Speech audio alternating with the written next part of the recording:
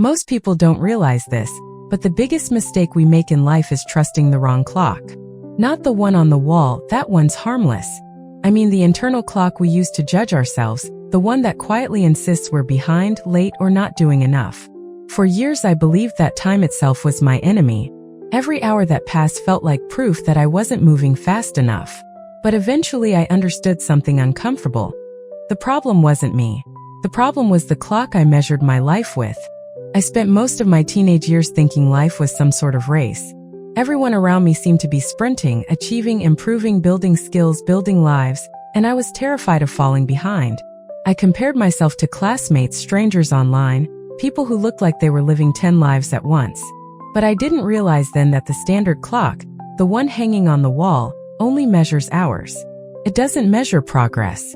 There is another clock, one no one teaches you about, and it only moves when you do. That's the clock that actually defines your life. This clock ticks forward only when you put in actual effort. When you push yourself, when you practice, when you learn something new, when you show up even though you don't feel ready. But if you stop, even for a long time, the clock freezes. You can sit for 3 hours thinking about a goal, and it won't move a millimeter.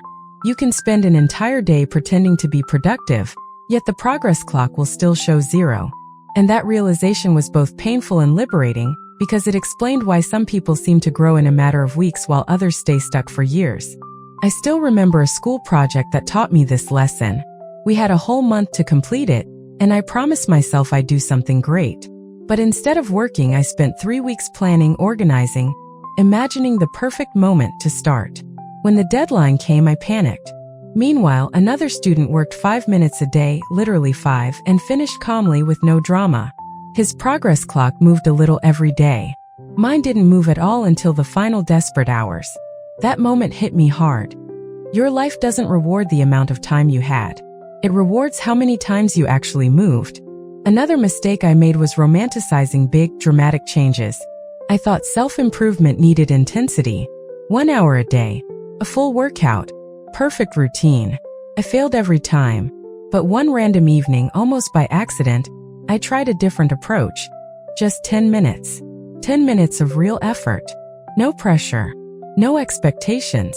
It was small, almost insignificant, but something changed. I didn't hate the process anymore. I didn't dread starting again the next day. And that tiny action restarted my clock.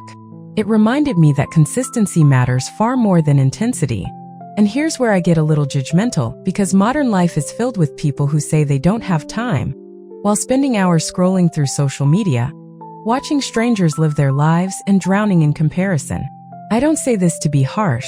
I say it because I've done it too. But at some point you have to be honest, you're not out of time. You're just feeding the wrong clock. Time doesn't disappear. It just gets spent on things that don't move you forward. One of the most powerful life hacks I've learned is embarrassingly simple. Track actions, not hours. Write down one thing, just one that you did today that actually moved you towards something. Even if it was small. Especially if it was small. Because small actions stack. Small actions compound. The clock of real progress celebrates those tiny moves that your regular brain keeps dismissing as not enough. Another important thing I've learned is that waiting for motivation is the fastest way to freeze your clock. Motivation is unreliable. It's emotional caffeine. It wears off quickly. What actually fuels your progress is action itself. You don't move because you're inspired. You become inspired because you moved. That's the part nobody explains to you when you're young. You spend years waiting for the right mood, not realizing that moods follow action, not the other way around. Let me share a story about someone I knew who was never the top student, never the most talented, never the fastest at anything. But he had one rare skill. He didn't stop. While others sprinted, burned out, gave up, restarted, quit again, got distracted, made excuses, he simply continued. Slowly, boringly, consistently. And years later, he surpassed people who once looked unbeatable.